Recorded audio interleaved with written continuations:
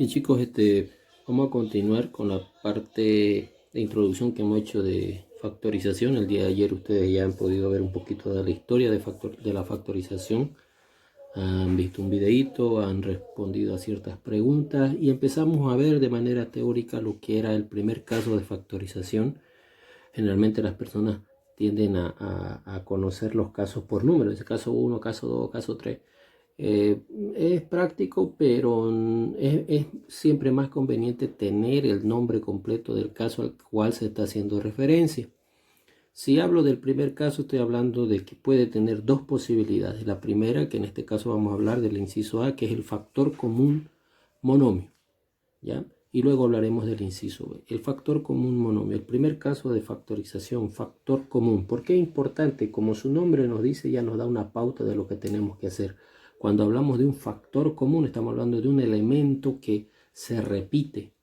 Y es así que, por ejemplo, habían visto ustedes que, por ejemplo, uno de los casos más prácticos en la vida real, por ejemplo, de la factorización es cuando nosotros queremos separar algo de un grupo. Por ejemplo, si tenemos un grupo de estudiantes, un grupo de compañeros, de amigos, aquellos que son afines a un determinado equipo de fútbol, al sacarlos del grupo general estamos factorizando. A eso se denomina factorizar, al reducir un todo en dos o tres, en cuatro expresiones que al final unidas o juntadas dan el monto inicial del que se estaba hablando o trabajando. Características del primer caso de factorización.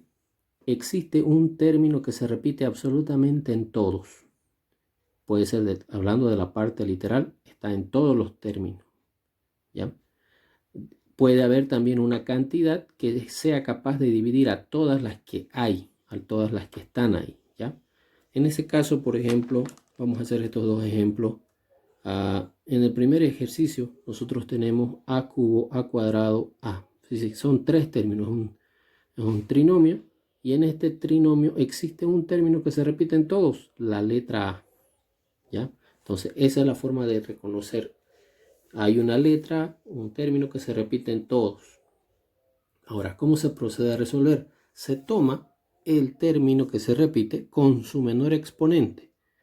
Acá tengo 3, 2, este sería el valor porque acá se sobreentiende que es a elevado a la 1. Entonces ese valor es el que voy a tomar, el que tiene menor exponente. Será entonces a, y ese valor se empieza a dividir por el polinomio, por todo esto. Entonces será a cubo dividido entre a, se restan los exponentes, queda un a cuadrado. Siguiente signo, más a cuadrado dividido entre a, 2 menos 1, a simplemente. Siguiente signo, más a elevado a la 1 dividido entre a, o sea, a dividido entre a, o a la 1 dividido entre a la 1, es simplemente 1. Y con eso ya habré factorizado este primer ejercicio. He reducido. Bien. Entonces, como ya terminamos con el primer ejercicio, vamos con el siguiente. En este valor, o sea, si ustedes quieren tener un orden, pueden empezar viendo las letras. Tengo X, X, X, X. La X se repite en todos los términos. Hay aquí 1, 2, 3, 4 términos y en los 4 términos está la letra X. Muy bien, entonces voy a tomar la X con su menor exponente. La X con su menor exponente es X al cuadrado. De las cantidades tengo 25, 10, 15 y 5.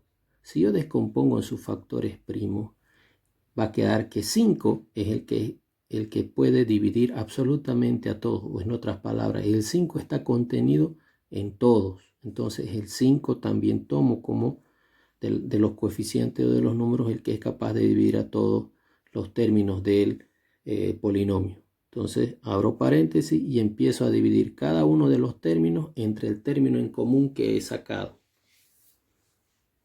25 entre 5, 5. X a la séptima dividido entre x cuadrado, x a la quinta. Se resta 7 menos 2, 5. 10 dividido entre 5 es 2.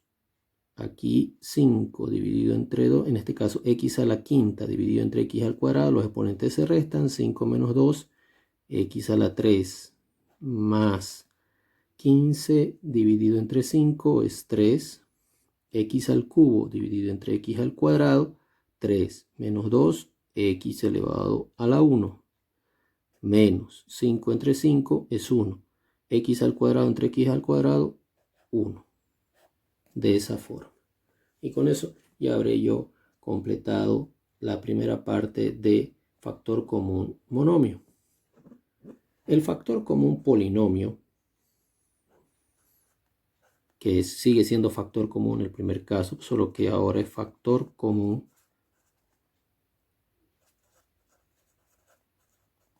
polinomio. Como su nombre también lo indica, quiere decir que existe un factor que se repite, pero ese factor ya no es un monomio, sino hay un polinomio en común. Vamos a tomar otros ejemplitos, por decir. Acá hagamos otros ejemplos. Por ejemplo,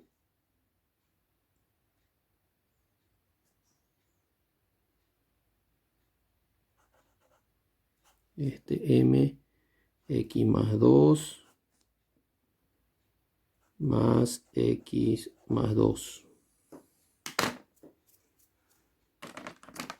Bien, en este ejercicio pareciera que,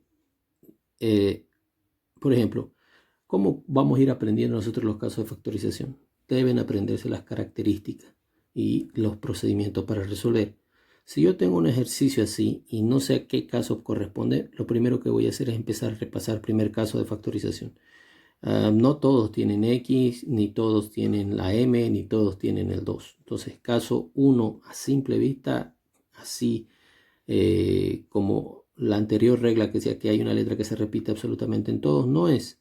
Pero si yo observo, por ejemplo, si yo a este valor lo coloco el paréntesis, este paréntesis se parece a este. Entonces ahora en este caso hay un factor común que corresponde a un paréntesis. Es decir, estos paréntesis son iguales. Eso es lo común. Entonces ese valor es el que vamos a tomar.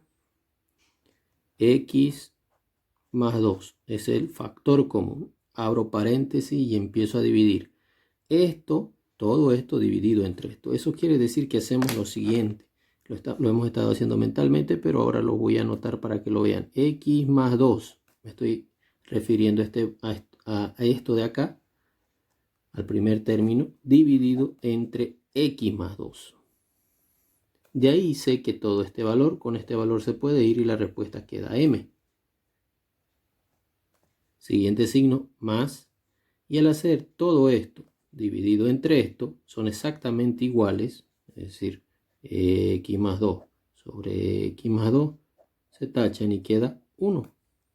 Entonces de ahí queda ese valor de 1 y ahí queda el ejercicio. Entonces, como verán, el factor común polinomio es como el factor común, solo que ahora no solo hay una sola letra, sino en este caso un paréntesis, un polinomio que es común. Un ejemplo más.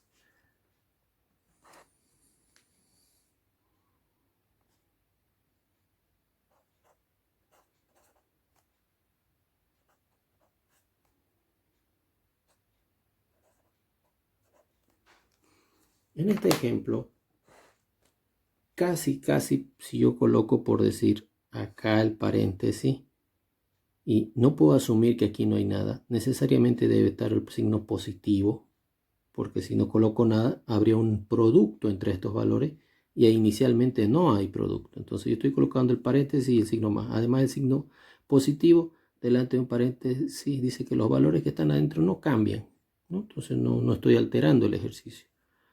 Pero puedo hacer que este paréntesis de acá se parezca a este de acá, o sea igual a ese. ¿Cómo? Voy a factorizar el signo. Es decir, este ejercicio sigue siendo x de a más 1. Y aquí voy a colocar signo menos. Es decir, en vez de más voy a colocar menos. Pero lo que anote dentro voy a anotarlo con signo cambiado, porque eso es lo que nosotros hemos aprendido. Si coloco signo menos, todos los de adentro van a entrar, van a cambiar de signo. Porque si no coloco, debería colocar más y mantener sus signos, ¿no? Pero si coloco menos, entonces van a cambiar los signos. O como estamos haciendo factor común, acá hay el signo menos que quiero factorizar. Menos dividido entre menos da más. A menos dividido entre menos da más. Y ahora, consiguiendo o haciendo ese procedimiento, he conseguido que este paréntesis sea igual a este. Entonces, este binomio es igual a este binomio. Si esos binomios son iguales, los tomo yo el binomio que es común, abro paréntesis y empiezo a dividir todo esto entre esto, x menos todo esto entre esto, me queda 1, y con eso también ya habré culminado esa parte de el factor común polinomio. Voy a darles un grupo de ejercicios para que practiquen esta parte y ya luego vamos a ir viendo cómo vamos avanzando, ¿ya? Muchas gracias, jóvenes.